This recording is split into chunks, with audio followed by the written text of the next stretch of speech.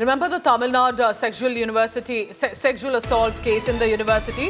Court has found accused Gnanasekaran as guilty. That's a big news coming in. This had taken political overtones as well. At a Tamil Nadu University, a case of sexual assault had emerged of a woman inside the university, how she was targeted, and the charge was on a Dravidamanator Karagam worker.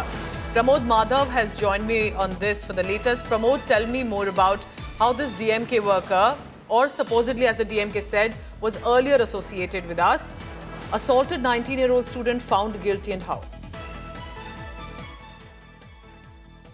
Certainly, Pooja. This is a case that came back in January, and it turned out to be a huge political storm for several important reasons, because this 19-year-old girl claimed that she was sexually assaulted inside the campus of the Anna University around 8 p.m. And this university is supposed to be one of the most important universities carrying the name of the Dravidian Party founders, name Anna, and also it's one of the most secured universities, and such a crime occurred over there. And immediately AIADMK took it over, because the accused caller Gnanasekaran was actually he had pictures taken with senior leaders of DMK, and he was kind of going around claiming that he's an important person in DMK, and that's why it turned out to be a huge issue. In fact, we India Today confronted the higher education minister about the security lapse in that area, and court intervened, and the case was transferred to a special investigation team consisting of women IPS officers, and a 100-page charge sheet was filed. Now, Mahila Court, after completely hearing the arguments from both sides, have gone ahead and pronounced Gnanasekaran as guilty of 11 charges that were filed against him. And now Gnanasekaran has also sought leniency, claiming his mother is of poor health and he needs to take care of her. However, the court will give the quantum of punishment on 2nd of June, Pooja. Pramod, keep tracking the latest on that. In fact, I have another question on this. Any word do you think has come in from the ruling party over this case in the past few days, months? They tried to say that the accused has nothing to do with them earlier. It surely is, Pooja. What happened is that AIADMK started targeting DMK because a senior minister, Gnanasekaran, was seen closely walking around, pictures with visuals and such. And what happened is that it actually even echoed in the state assembly, where the chief minister went ahead and you also brought new amendments to laws, especially in protecting women and children. That way DMK reacted to the story, claiming that no matter which party the person is from or no matter which kind of background the person has, if he commits a crime against women or children, he will have to face severe punishment. And AIADMK is still going ahead and claiming that one of the most important cases for 2025 is Anna University. However, DMK claims that laws have been made strict, and any person belonging to any party or no background, any background, will have to face a law, Pooja. Pramod, stay on with me because we are getting more reactions on this, and specifically remember what possibly the BJP has to say. Narayan Tirupati is joining me from the Bharatiya Janata Party. Mr. Tirupati, so this accused has been found guilty for now. Do you see this as an isolated case of crime, of law and order, of sexual violence, or do you think this could have, because of political backing, got encouragement? Yeah, see, the judgment is welcome, and we are really happy. But at least from this judgment, we should understand that the political personalities should not indulge themselves in any kind of manipulations like this, like what they have done with Gnanasekaran. Because of the overwhelming, reactions, because of the, tense atmosphere against the government, this judgment was possible. Otherwise, this Gnanasekaran would have been left. He would have been, would not have been caught by the police. But due to the pressure given by the opposition, this has happened. So this judgment should set an example that in future, no political parties or politicians should support, or they should have these kind of people in their political parties. I think this should be the judgment, for the future. Thank you very much, Narayan Tirupati. Also joining me, Kovai Satyan of the AIADMK. Kovai, you tell me, at this juncture, a 19-year-old student, female student, was attacked, brutalized. Her male friend was targeted. Accusation was that he has been associated with the DMK, so has a political patronage. But do you think right now it's as much a political case, or is it a violent case, a sexual violence case that has led to a certain conclusion?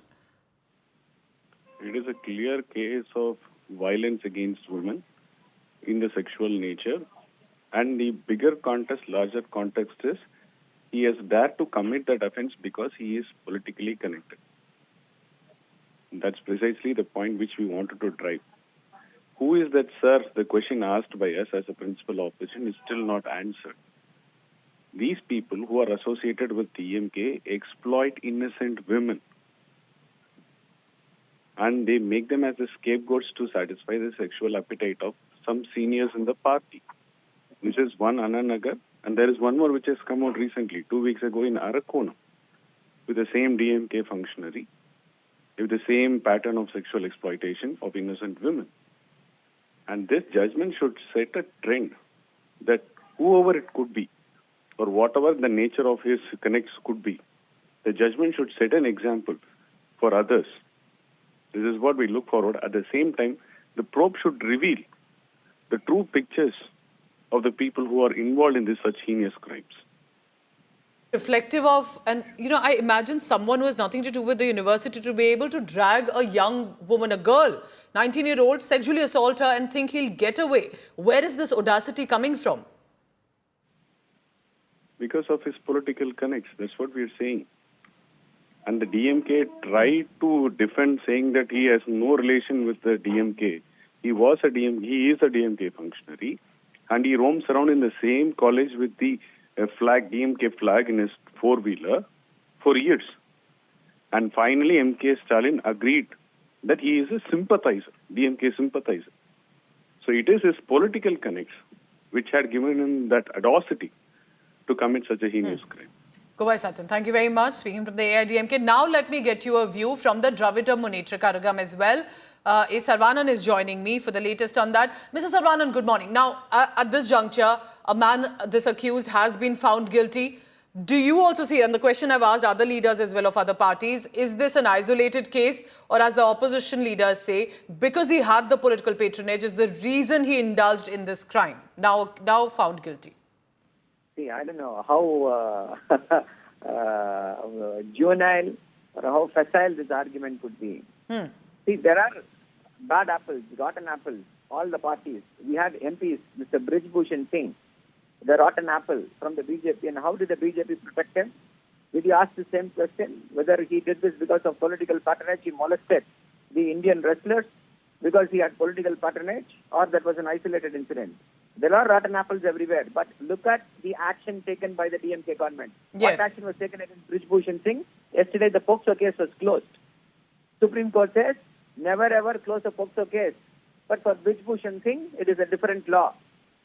And the AIADMK, they did not take action. We fought and we got CBI investigation to be done in the Pollard case, and they have been convicted. Every party there are rotten apples, but how you respond to them, whoever they may be, in this, when DMK is ruling, whoever they may be, however high they may be. So how do you look at this case? How do you think for the young girls, in college-going girls in Tamil Nadu listening to you right now, how do you see this decision? Justice has been served. He is convicted. We are very, very confident that the stringent punishment will be given to him. All right. Appreciate you joining us, A. Sarvanan, on the DMK view as well on this. Let's listen in now to the lawyer about what precisely has happened. Pramod Madhav also continues to be with us. So, viewer, I brought to you all the comments coming in from the BJP, AIADMK and the DMK as well. So, we see the political bickering that continues. But at this juncture, do you think this could be something like A. Sarvanan said, also an evidence or a claim from the DMK government to say, look, the kind of quick action we took, even if he was a DMK sympathizer?